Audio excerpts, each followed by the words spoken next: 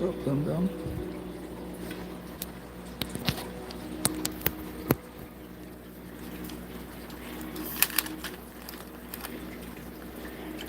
Just kind of got up there. I feel like Brian Shrimp survived the night. 56 degrees. Just pretty surprising. Pretty impressive. I didn't think they would make it. Even still hatching. Craziness. The fish are even still alive.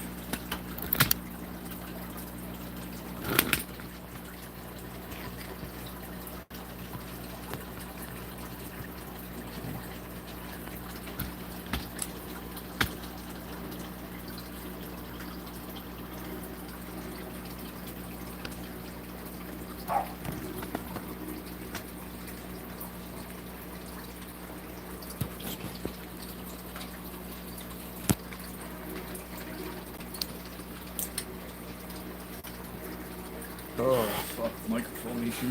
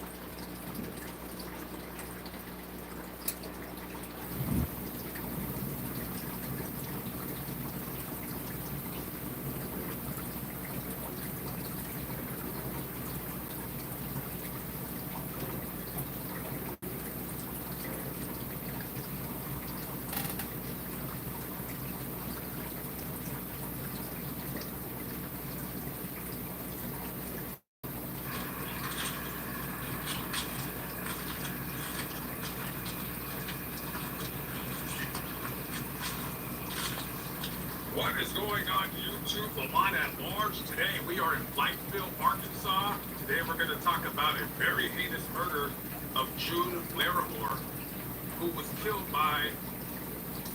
We're going to talk about that. We're not sure who she was killed by. I'm going to tell you the facts of the case, and you're going to be the judge of what really happened on that night. We're going to go back to the evening of 1990, Blytheville, Arkansas, and I'm imagining that day the weather was similar to the weather currently right now. Very hot, very humid. Newlywed couple Gregory and June Larimore, they had been married for about a year. So they just get home to a wedding. Now, it's about 9:30, 10 p.m., and they're settling in to their home over on East Walnut Avenue. So they're winding down, they're talking, chit-chatting, whatever the case might be, and then they go to sleep. The alarm goes off at 6 a.m., and Greg gets up, and it's time to go to work. Now, Greg worked at an animal feed supply store not too far down the road from where they used to live. So Normally he would get up around 6 a.m., get ready, eat breakfast, do whatever people do. And then he would leave by 6:30, and he would take the 10 or 15 minute commute to his job. And normally, according to his boss, either, well, I guess you could call him a very punctual employee. So he gets to work, now it's January 11th. He gets to work, he's there about 6:45 a.m., just another day at work. And then around 11:20, 11:30, somewhere around there, his sister-in-law calls the job and asks to speak to Greg. He gets on the phone, and she is hysterical. She says, hurry up and get home right away. June's been hurt. And she's hysterical. So, Greg hangs up the phone, and he sits straight to the house where he had just left his wife sleeping. Not even about 4 or 5 hours ago. He gets to the house. It is on East Walnut Avenue, and it is a crime scene like he's never seen. Like Whitefield has. There's police tape. There's every cop in Whitefield is at that house. And he goes, "What the hell?" And well, the police, they tell him, "Your wife is dead." Now, in that situation, people act differently. People take in emotional distress. People take in bad news. They just hear that their wife was murdered. So he did what normal people would do. You're grief-stricken. You're saying, "What the hell is going on?" Now, normally, when somebody tells you that your wife has been murdered, you normally, I would guess, not like put myself in the position of others, I would say, what the hell happened? I would run into the house. But according to the police, the first thing that when he was told about his wife's murder, instead of asking what happened, he called his mom. Now, some of us are mama's boys. He could have been a mama's boy. I don't know. He called his mom for some unknown reason. So, by the time he got to the house, I don't know if June's body had already been removed, but in a small town like Whitefield, if something heinous like this happens, they're usually going to want a bigger city to take over, at least in terms of handling justice. So, her body was taken down to Little Rock for an autopsy. Now, the autopsy's done. It takes about 3 hours. And let me tell you, I don't think I remember ever reading a story of a person being stabbed as many times as June Larimore was. She was stabbed 134 times, 35 times in the face alone. She was stabbed in the face, her arms, her neck, her chest, her abdomen, her legs. I mean, 134 times? Who does that? What kind of sick beast has the energy, the hatred, the vitriol to inflict that kind of damage on the body, the human body of another?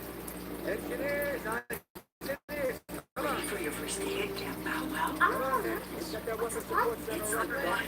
It's so many things. Have fun with camp counselors and snuggle in cozy cabins. Even take fancy baths. Boy, that does sound What do you good. need? Time to clean up. You did it. I'm so proud. Camp Bow Wow. Your dog? So immediately, Greg is taken down to the Blythe Police Department for an interview. Now, of course, cases like this, the husband, the boyfriend, a love interest, they're always going to be the ones that they suspect of committing this crime. Now, the police, the investigation that they did over on East Walnut, this was a crime that was committed This crime was not an attempted rape, because they did a test on the body of June and it was negative. It wasn't a robbery because she had a watch and a couple rings on her fingers. They were still there. Her purse contained whatever money it did. Nothing was missing. She was attacked in the bedroom, and when they found her body, she was completely nude other than her panties had been rolled down her hips, indicating that they believed that she had been drugged from the bedroom out into the living room. Whoever committed this crime, they washed up in the bathroom. The murder weapon, which was basically a large kitchen knife, was cleaned and placed back into the butcher block. And that was it. There was no signs of forced entry, nothing of that kind. The woman just came in, came home with her husband on the evening of January 10th. Nice in here. Come on. The morning of January 11th, she was to work, and then she murdered. So now, police, DNA, I believe it's a thing, but there's no point in doing any kind of DNA test because that was her husband. Roll up the wine. Fingerprint, you can't just take fingerprints because they live together in that home. Is there a motive? Did they have trouble in the marriage? Yep. According to friends and family, no. He worshipped the ground and she walked with him alone. Who had hatred in their heart to do this to her? Now, when the autopsy was done, Dr. his name was Fami Malek. Could be mispronounced his name. He worked out a little. So he's the one that conducted the autopsy. He was a medical All right, let's get some wire in here. in the original report, Hey, let's get it close. put the time of death and between 7 and 8 a.m. Wait a minute. No. That's not the time of death. Because that would indicate that somebody else waited for Gregory to go to work. And if he had worked at 7, so he left to leave at 6:30. And as soon as he left, that's when they came in. But there was no evidence of any kind of break or forced entry. So I'm not exactly sure who, I'm assuming it's Dr. Malak, but somebody takes whiteout, correction, whatever you want to call it, takes up to 7 to 8 a.m. and he's like, no, I made a mistake. Her time of death is between 1 a.m. and 2 a.m. or 2 a.m. to 4 a.m., depending on what newspaper you want to believe. I believe when he testified, he said it was between 1 and 2 a.m. Let's just call it around 2 a.m. She was killed around 2 a.m., so that would indicate that, of course, Greg, that Holman's wife at the time, obviously murdered her. This case was only based on circumstantial evidence. So, about a week after her murder, Greg was arrested and charged with first-degree murder. Now, he has $150,000 bail. He immediately bails out. He wasn't even in jail very long at all. But the next year, before the trial even starts, he gets arrested for a DUI. And they revoke his bond. I don't know if the bond revocation, if they put out a big bond, hired he got out of jail or he sat in jail during the duration of the trial. So the first trial, it ends with the jury convicting him of first-degree murder. He's sentenced to life in prison. Now, when I just told you about the correction, that wasn't seen until after the first trial took place. So his defense, they're looking for anything that they can make the case of. Look at this original report. They whited it out. It was whited out, and at first unknown was written. And then with his testimony, he stated she was murdered between 1 and 2 a.m. Now, when they had already got to her body at around 11 o'clock a.m. when her sister found her there, she was already cold to the touch, and rigor mortis had already set in. Now, when you die, rigor mortis starts within 2 hours. So she could have been killed at 8 a.m. and she would have already been stiff by the time she was out. So we can't use rigor mortis to determine exactly what time death occurred to a certain point. I mean, it's not an advanced science. You have a 2-hour window. So they, Greg is denying having anything to do with his wife. Several character witnesses did testify on his behalf. And they said, Greg is a great guy. He had no known criminal record until the murder and the DUI. He loved and adored her. They were only married a year. I didn't read anything online about if anybody had said that there was trouble in the marriage.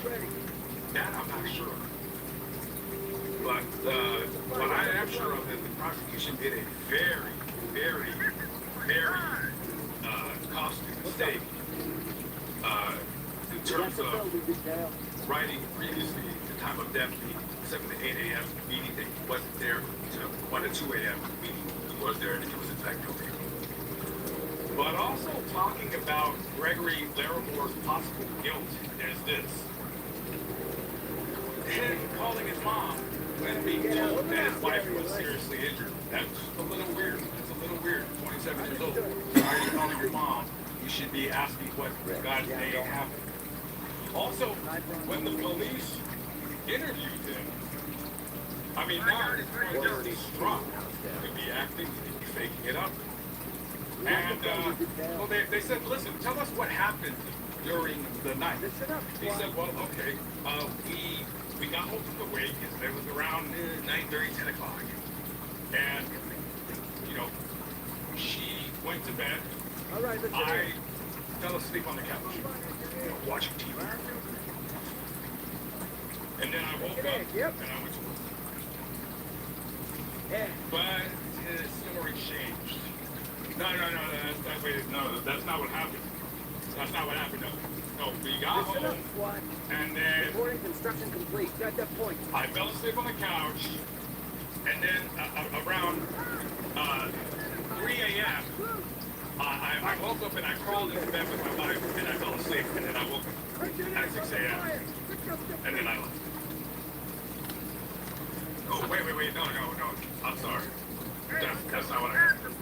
What I meant to say was, I woke up at 3 a.m.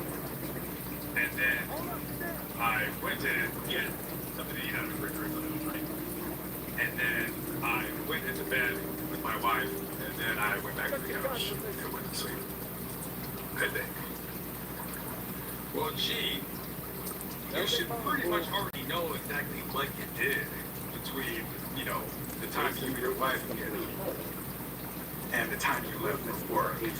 Now you can blame a trauma occurring in your life where maybe you are starting to misremember. Now maybe like images and your, as they say nowadays, misremembering has become a term in urban vernacular.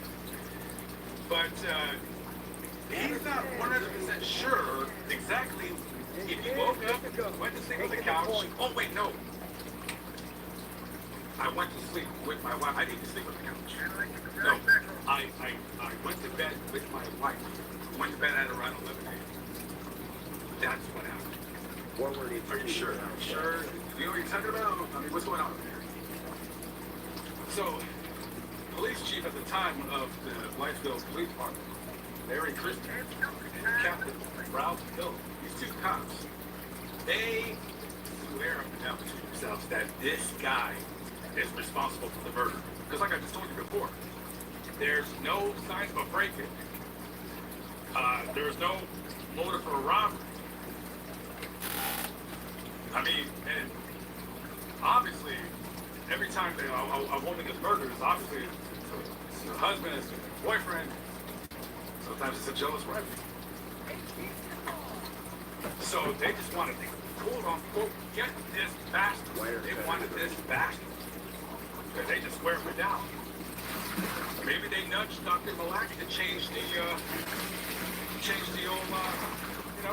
time of death. Because if you're writing 7 a.m. on the report, then they're not gonna say like, okay, well he wasn't there at the time of the murder, so maybe somebody was in fact lying in wait and waiting for him to get out and go to work, so they can go in there and murder her. But again, there was no sex assault that happened. So no robbery, no sex assault. What was the purpose? Who hated her enough to want her to butcher her like that? So it looks like now we have a bit of sloppy police work and a little bit of sloppy work by the medical examiner down in Little Rock. Okay. Now, like I stated before, character witnesses said that Greg was a good guy, loved his wife, worshipped the ground as she was. His boss stated that, when he came to work, he wasn't acting different, wasn't acting weird, nothing at all. Just another day. Greg is vehemently denying his guilt. Now, like I said, the first trial ended in life in prison. The second trial, he was granted a new trial only because the doctor whited out the original death date and put 2 to 4 a.m. or to 1 to 2 a.m. depending on who we want to listen. So he gets a second trial, and he's still found guilty. But instead of being sentenced to life in prison, Greg is sentenced to 25 years in prison. I honestly, I don't know why that was changed. That's a little bit odd. That's a little bit strange. So instead now, life in prison is getting 25 years. I don't know how many years you do off of 25 years in Arkansas at that time.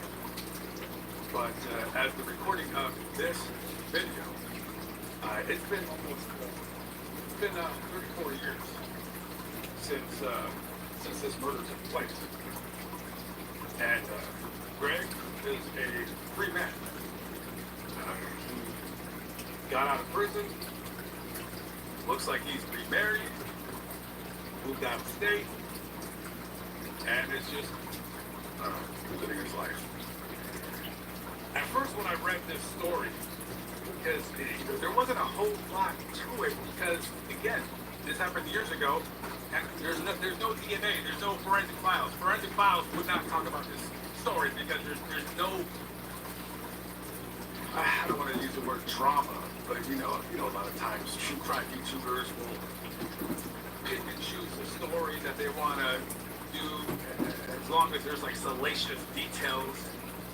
And in this case, there's just not. There's just not a lot of meat to the story. The absolute brutality of this crime itself is what piqued my interest. Because, the person to have the strength to do that to somebody. Now, there were, neighbors in the area during the, could have been the first or second trial.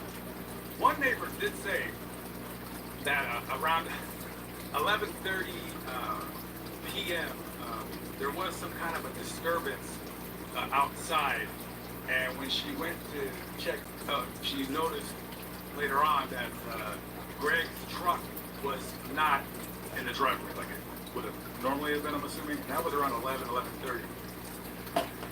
Somebody else stated that they heard a loud bang, maybe a car backfiring around 2, 3 o'clock in the morning. They don't remember.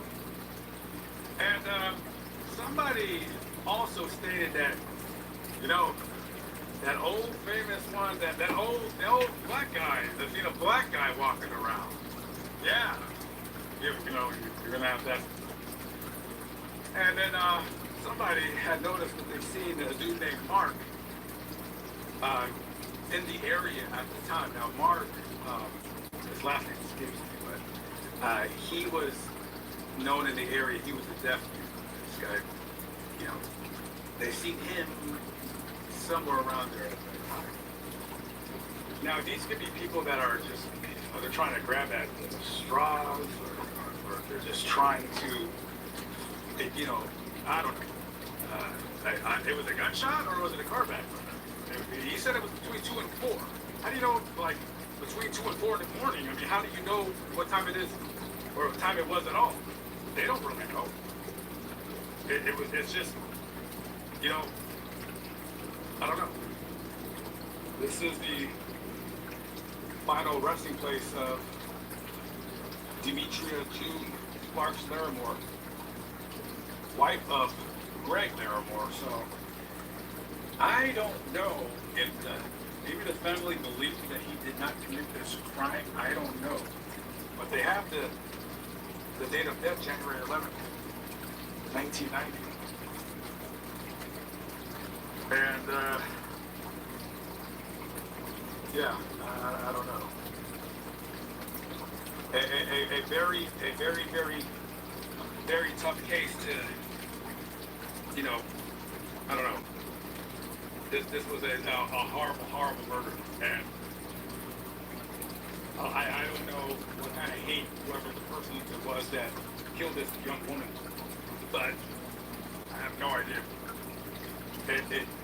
It blows my mind for somebody to have just the hate in their heart to commit this crime. And circumstantial evidence says that Greg murdered her, but I mean, was it somebody that targeted her and then waited for him to go to work? Did he accidentally leave it unlocked? Conventional wisdom says that Greg is responsible for her murder. The only problem is that the doctor, Dr. Malak, when he first put, you know, the death between 7 and 8 a.m. I might have put 6 and 7 earlier in the video. It was written between 7 and 8 a.m. That would be that correct. And then you're like, and then you get to, you know, Captain Hill and Chief Christie, who swear up and down that this quote-unquote bastard murdered her. And so maybe they told the doctor, look, if you're gonna have the date of the time of death at that time, he was already at work, so he would have been down his.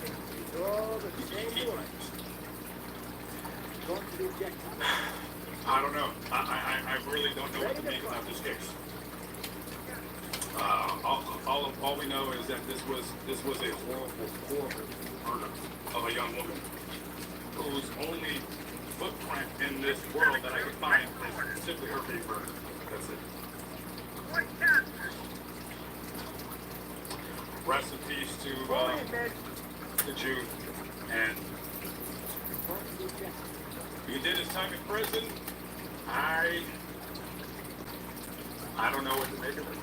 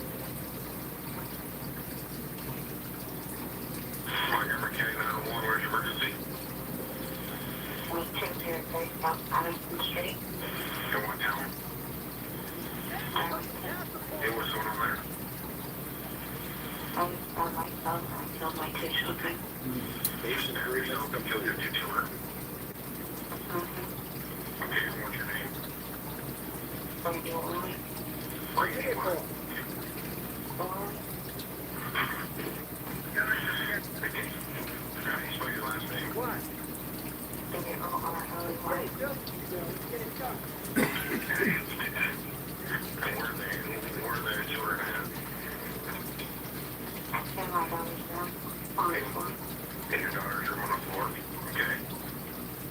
What's your phone number, Brandy? And what caused you to do this today? I just don't want to take a boy somewhere to take my kids. I don't want to find my kids. Okay, how old were your children?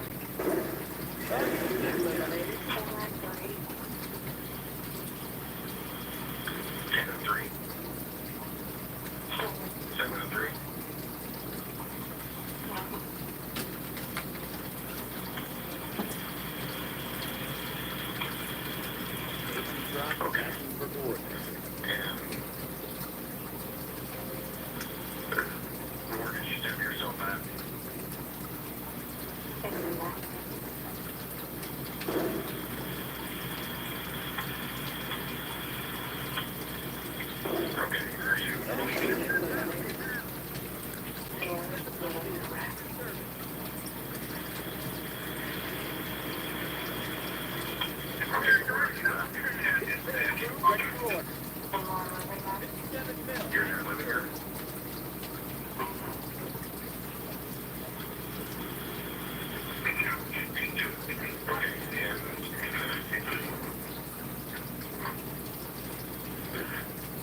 Okay, and are you armed now with the knife still?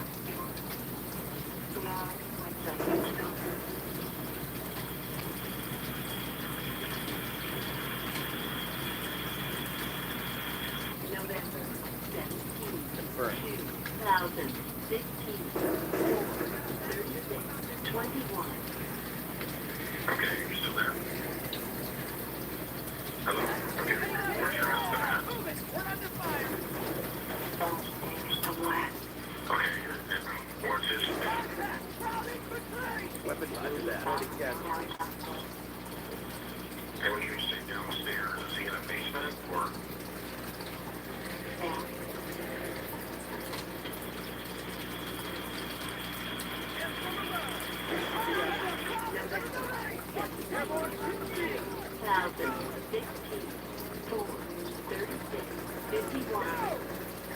Okay, what's his Infantry name? reserves en route. Reinforcements proceed.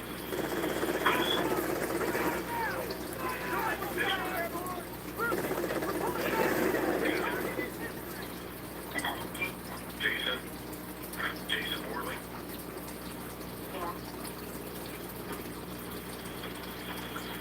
Okay.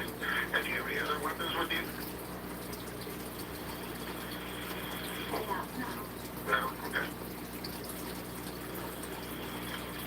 And, alright. How are you feeling right now? You're tired, are you? Where? All right, listen in. Is that true?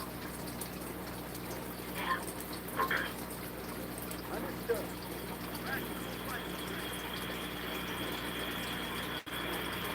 November 17th, 2015, 4:37, 49.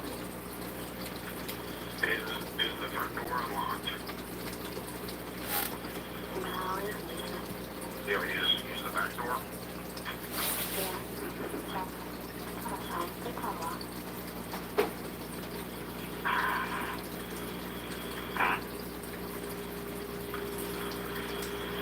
Okay, and is there anyone else in the residence besides your children and you and your husband? I call my mom. You called your mom, what did she say? I have to call 911. Take me here a second. What's your mom's name? Rosemary Bell. Can you spell that for me? Hello? I'm having a hard time here. Yeah, what did you say your mom's name was? Rosemary Bell. Rosemary Odell? Zell, okay. Rosemary Zell. Okay. Do you have a phone number for her?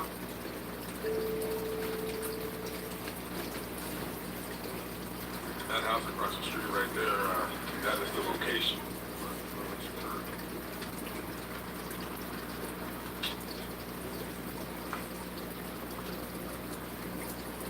Arlington is a very, very small town. Not even 800 people live here. This is not going to be a town where things like this occur. I would be surprised if there was a murder that occurred here in the last 100 years. I didn't look it up. That's how small this town is. All the cars that you see driving by in this video, they're just driving through here. They're going to another town. It's just one of those very small Midwestern places that you fly over or you drive right through. Unless you know somebody that lives here, you would never come to Darlington.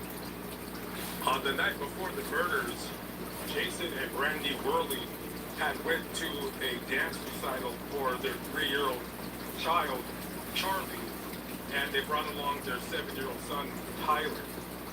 Now, at the time, the couple, they were going through a divorce, and they were sleeping in separate rooms. Jason was sleeping in the basement, and Brandy was sleeping upstairs. And you fast forward to November 16th, 2016. It's about 4:30 or so in the morning, and Jason wakes up because someone is screaming at the top of their lungs. He bolts out of bed, runs upstairs, and he sees his former mother-in-law just horrifically screaming in the kitchen. Just screaming, screaming, screaming. He runs to the living room, and he sees his wife, Randy, just sitting on the couch. Her shirt is just covered in blood. And she looks at him and says, "Now you can't take my children from me." Jason runs upstairs and he sees his kids stabbed to death. When police arrive, they immediately arrest Randy and charge her with the murders of both Tyler and Charlie. She goes to court, and eventually she's found guilty. And I think they wanted to avoid a trial, so she just pled to the charges, and she received 120 years in prison for both the murders of her two kids.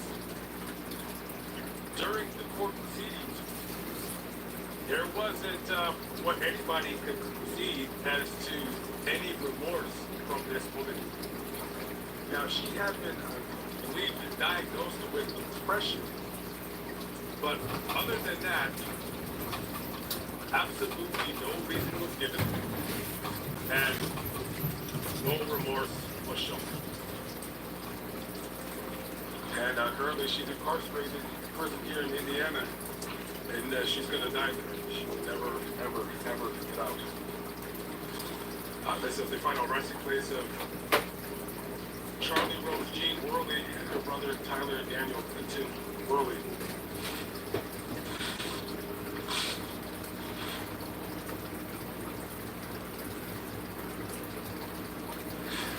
Jason, in an interview, described his kids as Tyler loving sports, just being a loving boy in general.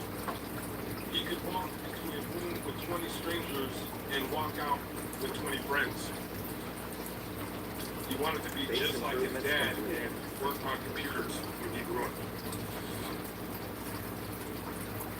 And as for his 3-year-old daughter, Charlie, she was a big ball of attitude. She loved getting dressed up and wouldn't leave the house without braids or a bow in her hair. And she was becoming her own person. 3 years old, becoming her own person. I imagine if you're a parent and you start seeing characteristics in your children and how they're going to be when they grow up, I'm pretty sure about 3 years old is what they start, like you said, becoming their own person, developing personality traits.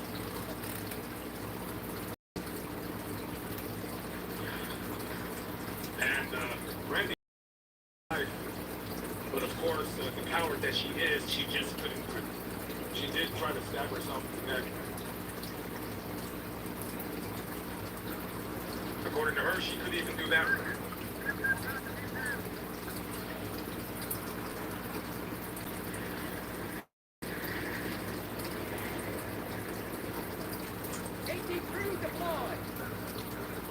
Alright guys, I'm out. 57 Hill, Acton Church. Rest in heaven to both these children.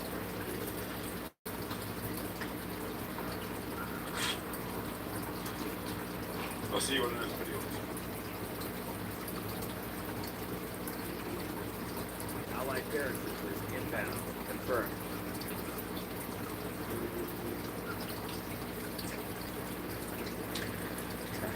Yeah. Nice to be based. Anti-tank, ready for order. Paratroopers on point. Squad is ready. Move out, man. Get a move on, engineer.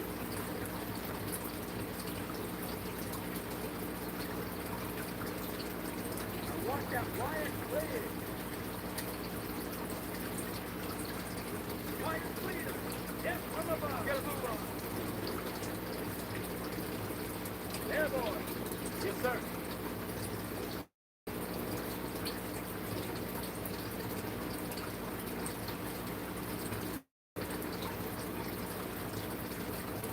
plane.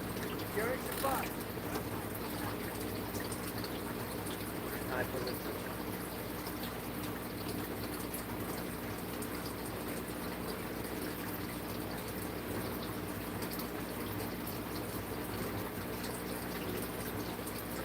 Would you be a person?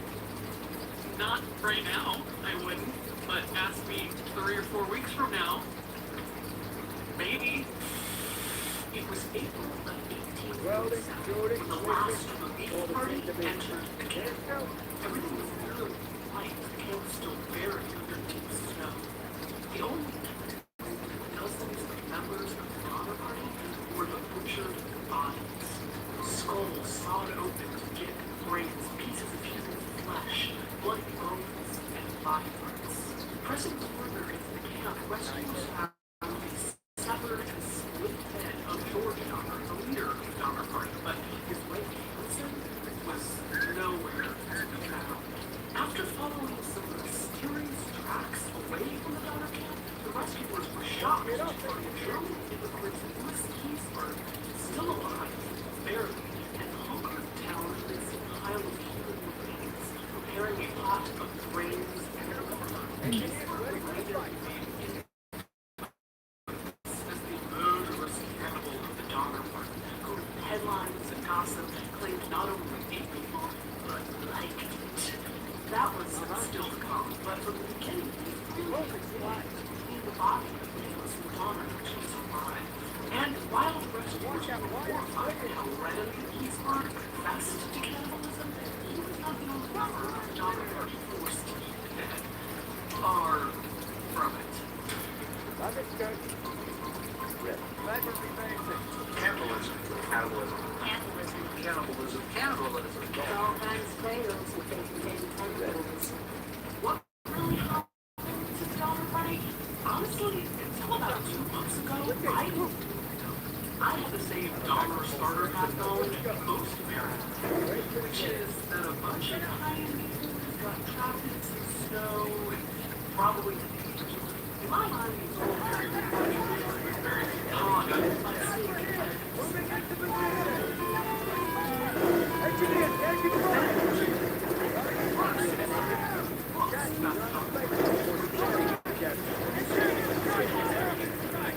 Less salacious than I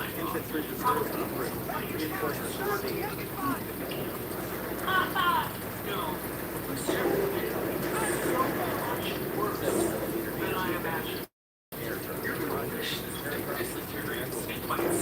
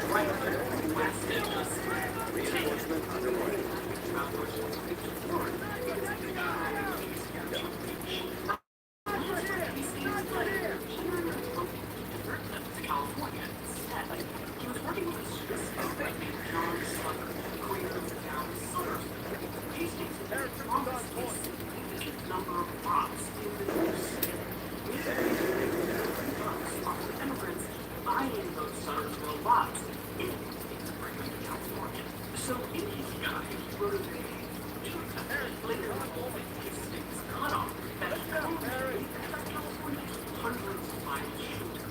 The cutoff at travelers from Oregon, present-day Wyoming, cutting through the mountains, crossing the Great Salt Lake Desert, and reaching the Humboldt River. These things are actually traveling this route. You just see them when it's but as you North Carolina, they, including the Donner Party, believing despite warnings from other pioneers who had navigated the Hastings cutoff, the Donner Party took the supposed shortcut. At one point, the time itself made an appearance in another group, but it failed the Donner real quick, like, oh yeah, looks like you can't break away.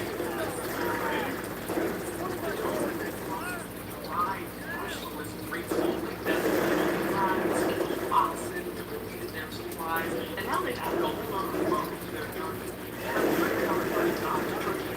Place that's now Donner Lake, early November.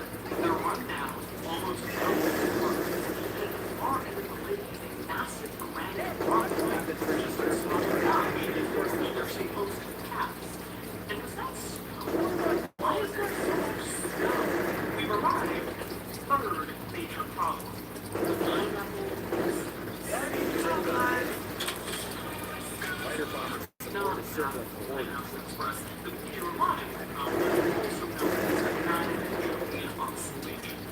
Long explanation short, cold air sucks up more of the moist air, causing rain and snow to get dumped on the west coast, meaning apocalyptic blizzards with over 20 feet of snow in the Sierra Nevada mountains. So it was choo-choo, all aboard for the Pineapple Express. There was no way their wagons were making that narrow, snowy notch, later known as Donner Pass. The party had no choice but to build makeshift cabins and tents in the lake near the red quarters. Now, to be clear, these weren't families looking for a glamping situation. These were tough as nails travelers who started out their journey west in peak physical condition. To save their lives, most of the party had walked the entire trip to men and children. But after a much longer journey than they expected, they found themselves in trouble with a dangerous road. Running out of options for survival, in December, a party wearing snowshoes set out to reach Johnson's Ranch. 15 members of the snowshoe party made frustrating, slow progress. By deforming the track of 13 miles, having to find a sheer rock face in the notch while tired of the phone. I worked and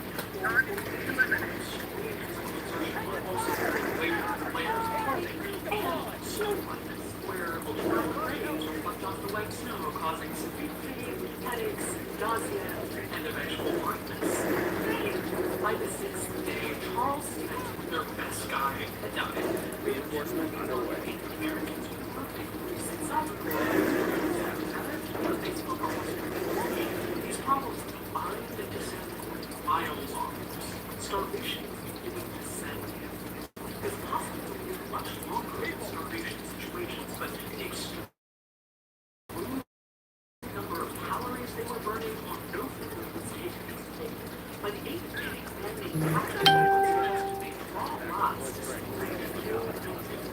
and then the key himself drove the short straw. Oh, that is a bold gamble that did not work out for you, buddy. They didn't end up caring, but things rapidly deteriorated. On the 9th day of their Mrs. Christie, Franklin Graves died at the party's camp, with his daughters Sarah and Miriam. As he died, he baked them into his flesh in order to survive. Antonio, a young Mexican man, had already died earlier that day. Patrick Short Straw Dolan died on Christmas Day, and 13-year-old Dorothy died the next day. Merry Christmas to all, and to all a potentially cannibalistic situation. By the morning of December 27th, the remaining snowshoe party members were ready to butcher the dead. That day, everyone except the Jerry Fox, self-Dorothy, ate the dead. They set fires so that nobody had any unit to their home temple or watch others eat their family. This wasn't frenzy either. They carefully worked to butcher and dry the meat to make it portable so it would last for the remainder of the journey. And after 14 days out, the party was able to move again. They climbed up the root of a rock snow-covered ridge. By this time, they moved their powder leather shoes. Wherever they walked, they were plenty of traps behind. By January 4th, they run out of food again. And party member Foster brought up two books, Greece and Solomon. As Daniel James Brown, the author of 8 Different Stars Above, when killing to survive, it's the easiest to kill whatever or whomever you are least attached to. Cattle, dogs, cooking, strangers, or friends, or family. The Miwok men were strangers who could be. The idea was understandable, and the voice itself were like, okay.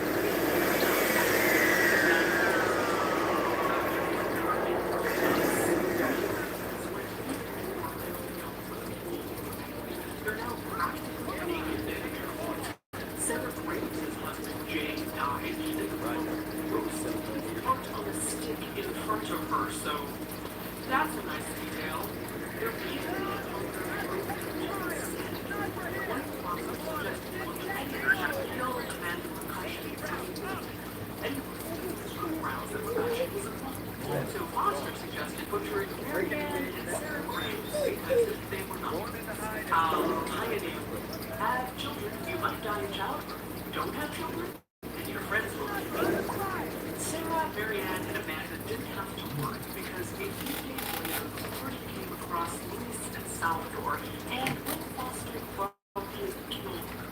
That night, they gave them a respectful burial in keeping with their cultural practices. No, they didn't. They didn't. Remember when I told you you would wish this was all dysentery and snake bites? Well,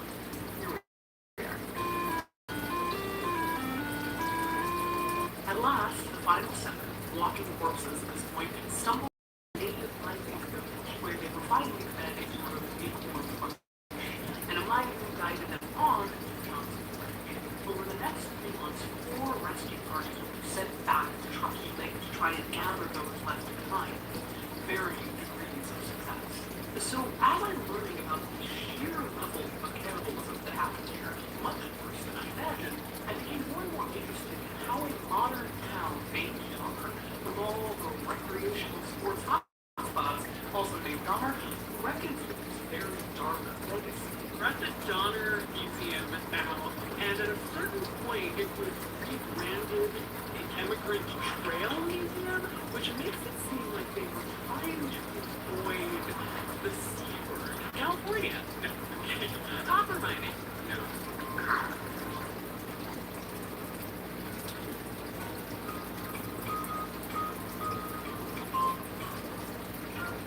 Here's the big question. Evidence of cannibalism. Is there proof of cannibalism among the Donner Party who lived for the ancestors? Cannibalism is well documented in the written record. However, archaeologists yet to find evidence of it at campsites. I don't really understand that. There's so much written record of cannibalism happening. Like, I don't know if they're hoping to find like little movies with parts in them. I think we know that they had to eat some people. Hi. Sorry about the whole starvation cannibalism thing. What they did with too high, I think it's because we have robots relatable. It's 22 feet high because that is how high the snow was when they were trapped here. A lot of snow. I would do very memorial here is that it's also basically a headstone. This is the spot that the Green family had their cabin. And after the rescues and deaths, another expedition came through, gathered up all the bones and clothing in the area, dug up a pit in the middle of the abandoned cabin, and set the whole thing on fire, essentially cremated everyone and everything. And then 71 years later, they built some more. There is more cannibalism than I expected in this museum. There's not a lot of cannibalism specific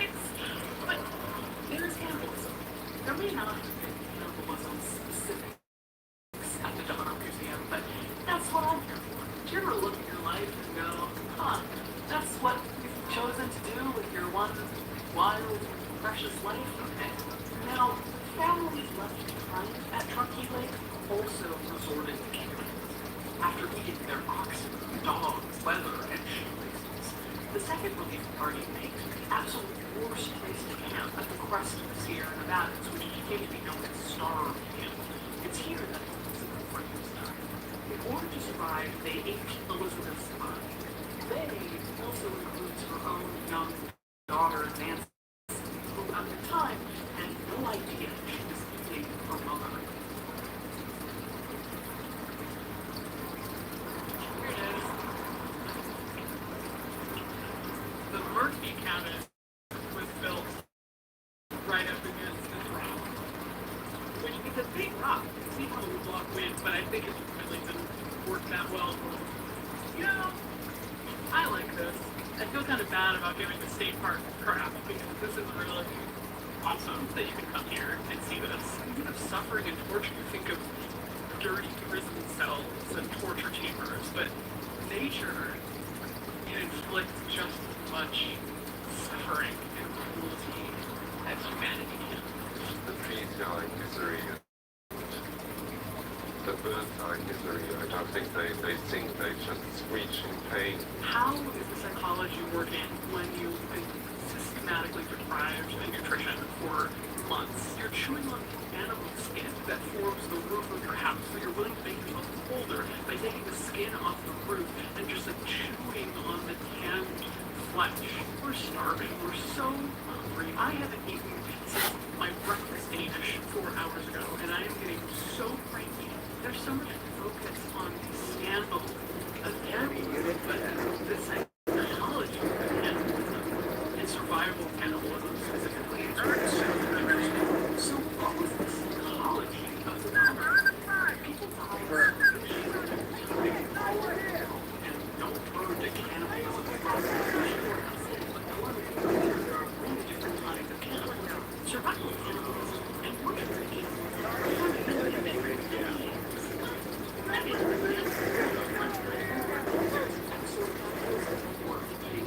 outside of the perhaps intimidating, afraid of the person enemies. There's a person inside of the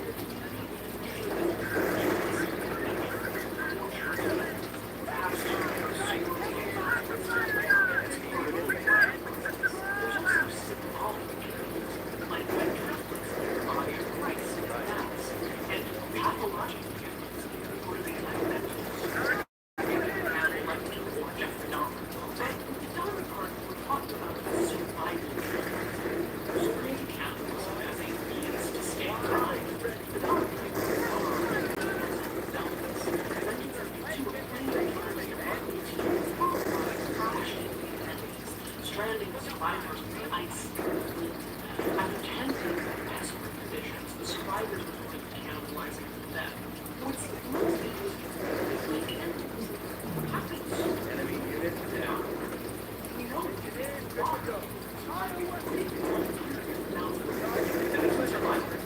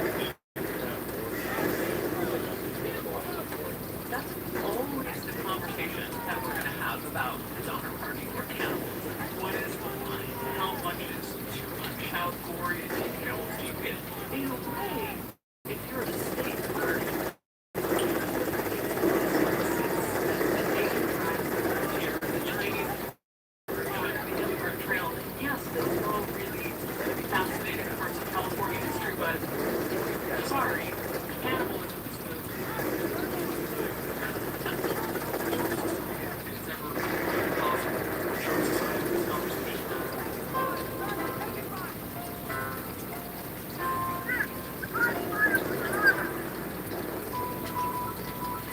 The networks of the dog park probably have more in common with us than we realize. They're not.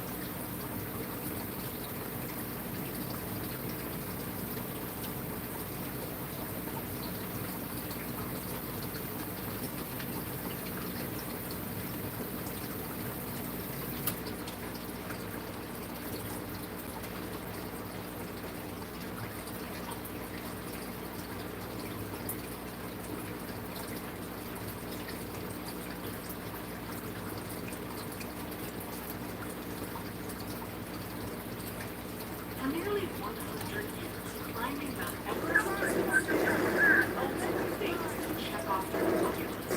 Read War and Peace, ride an ostrich, climb Everest. So much so that serious climbers consider Mount Everest adventure tourism for the super rich.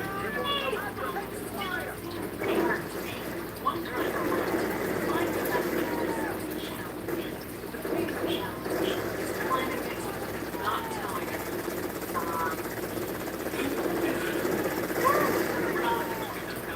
We're in Los Angeles right now, where it's like the devil's anus. For those who are brave or foolish enough to attempt to climb Mount Everest's 29,029 meters, it's weeks of steep climbs from camp to camp, mid-air treacherous terrain, and freezing conditions. If a person finds themselves at camp number 4, the highest of the rest camps at 26,300 meters, they have entered what is known as the death zone. You might ask, is the death zone just some intimidating name that takes right now those slacker mountaineers? No. The death zone is called the death zone because literally every local spent above 26,000 meters time. Once a climber enters the death zone, there's a race against time to make it to the summit and back down again. The person is essentially slowly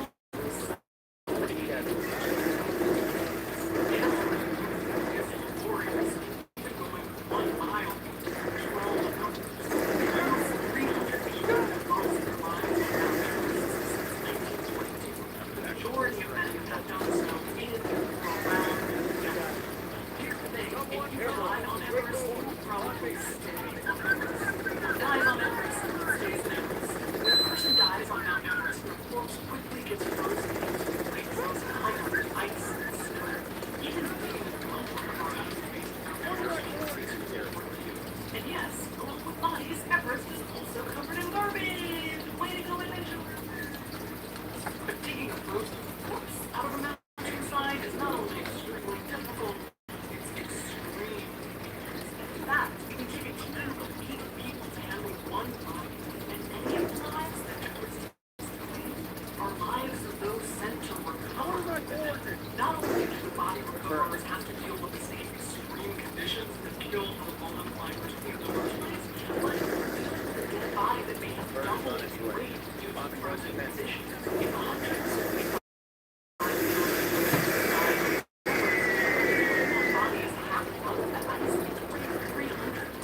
That's a question you never saw in the SATs, huh? So, the dead stay on Everest. When possible, corpses are covered over with stone or dragged to their country, even lowered over cliffs away from other climbers. Anything that might keep themselves from sounding their some are just too difficult to get frozen into awkward positions. Many of the bodies that died on Everest lie exactly where they died, mummified by the wind, sun, and cold. Hannibal Schnauz became one of those frozen dead. Coming down from this sun, Schnauz died in 1979, just before the European camp. In the years that followed, climbers would encounter her corpse, still leaning back on her backpack, eyes open, hair fluttering in the wind. By the way, I'm not going to be too graphic with what I show here, just out of respect, but I do not control, nor do I judge what you choose to do. In 1981, Sherpa and a Nepalese police inspector tried to retrieve Schnauz's body from the spells to their deaths in the attempt. Eventually, Schmetz's body was forced off the mountainside by strong winds. The body of George Mallory, one of the first men ever to climb Everest in 1924, although it's never been confirmed that he reached the summit, was found in 1999 after being missing for decades. Found by the Mallory and Irvine Research Expedition and the TV show Novo at Lincoln. Mallory's corpse was discovered on the North District at 2016. According to Mallory's expert, the body was frozen, little elasticity still within the tissue. Tissue of the body was clearly frozen. Despite being dead for over 60 years, Mallory's frostbitten hands were still intact. His bones were still on. His blonde hair was still on. And over he buried in a shallow rock grave on the cliffs. It's no wonder that Mount Everest is called the world's tallest open grave. There's literally no way to avoid facing that cliff like Everest. There are certain sections that are littered with dozens of visible corpses. In some cases, climbers have no choice but to step over the distance in order to continue their ascent. Some of the dead are even longer than most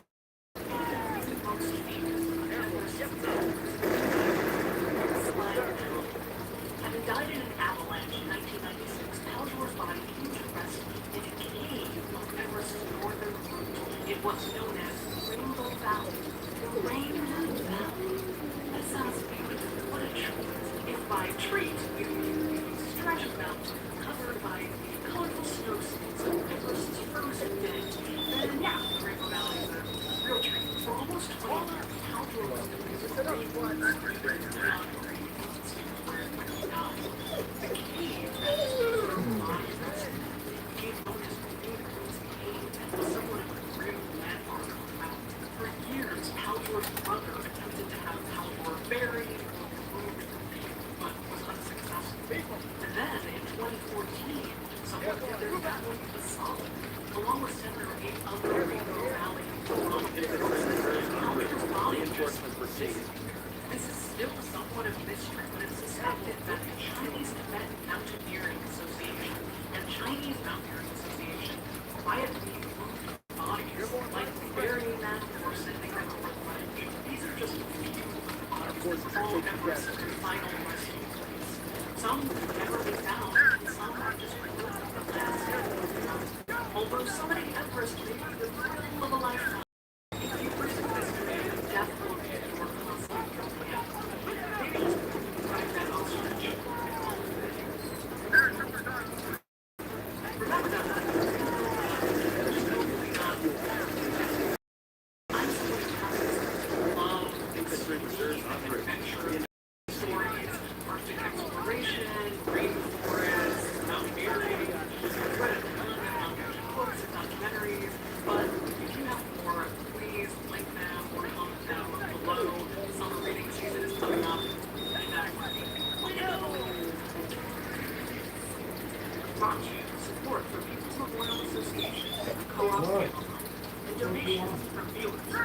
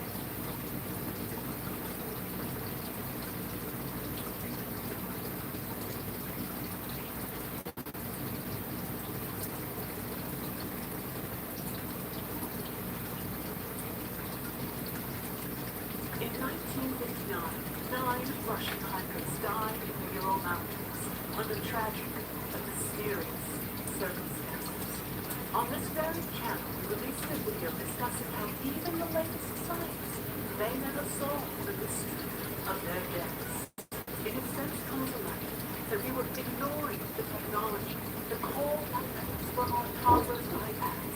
Screams, Jimmy, lots of build up snowman! That's right. It's Walt Disney's Frozen. The 2015 blockbuster about Veronica Mars' quest to melt the heart of her sister. Remember?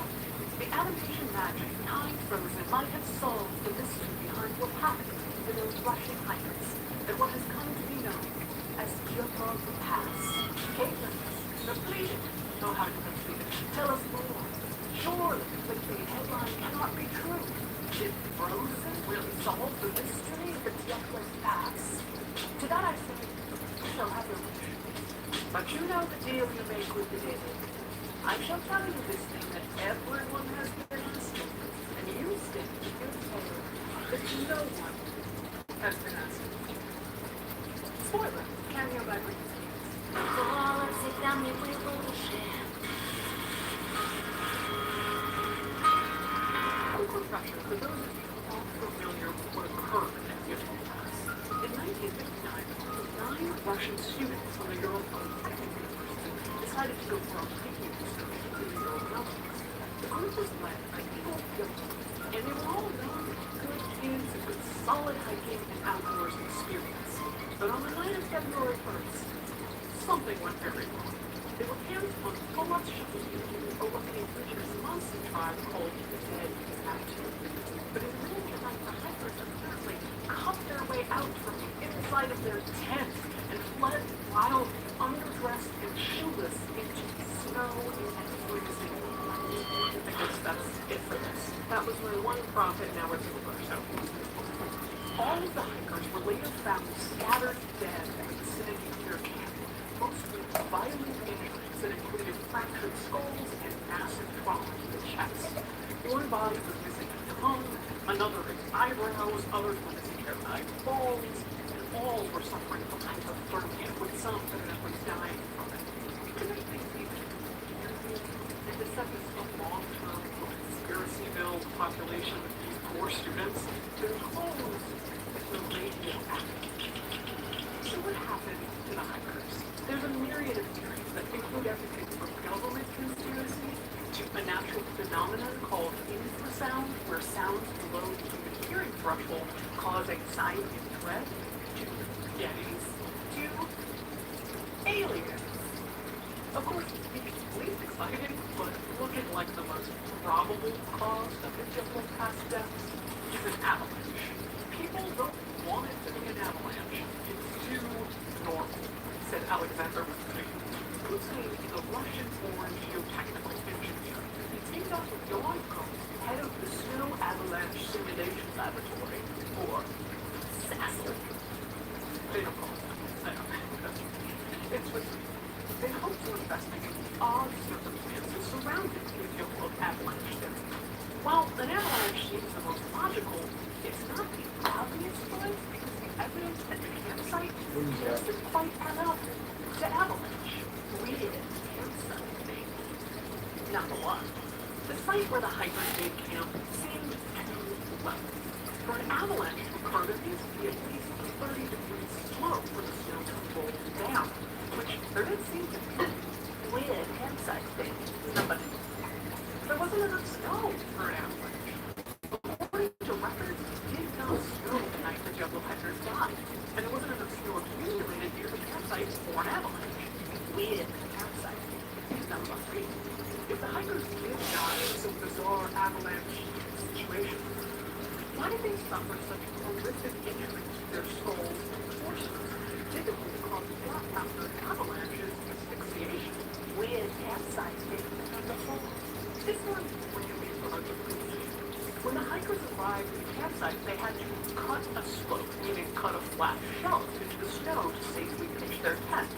If that cutting was going to trigger a whole avalanche, it should have happened right away, not 9 hours later in the middle of the night. That leaves us no other option but to soundly conclude aliens. This is where Frozen Go of Sassel was thinking back to the time he watched the film and how impressed he was by the accuracy of the animated snow effects. So Gomer pops out to Hollywood and was all, what's up there? International that speed code. The pros built a snow simulation so I could figure out what took those 9 Russian hikers back in 1959. And the animators were like, that is extremely wacky. And we would like to be part of it. So they helped go modify the special snow code. So the key and Ukraine could not only test these avalanche simulation models, but also, quote, test the impacts the avalanches would have on the human body. To be even more accurate, Speed and Go used experimental parameters created by General Motors in the 1970s to see what would happen to human bodies after they were in a car crash. We've talked about this before.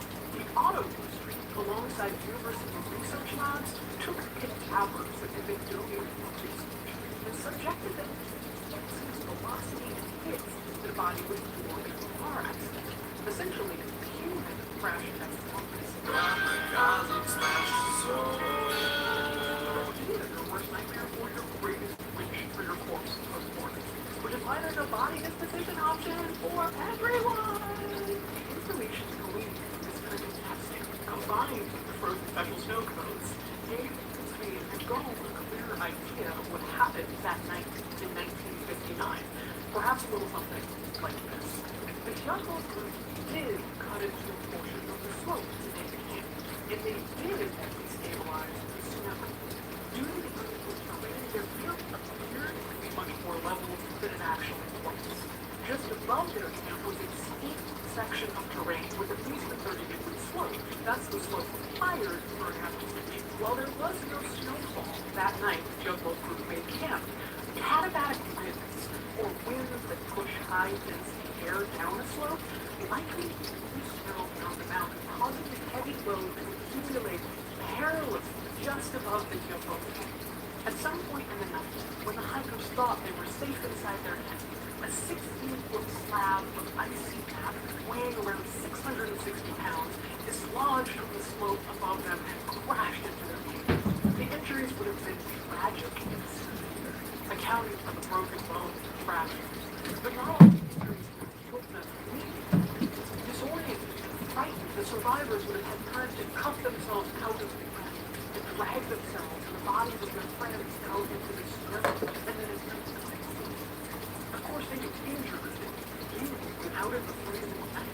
It's no wonder the avalanche survivors were scattered haphazardly around the vicinity of the camp.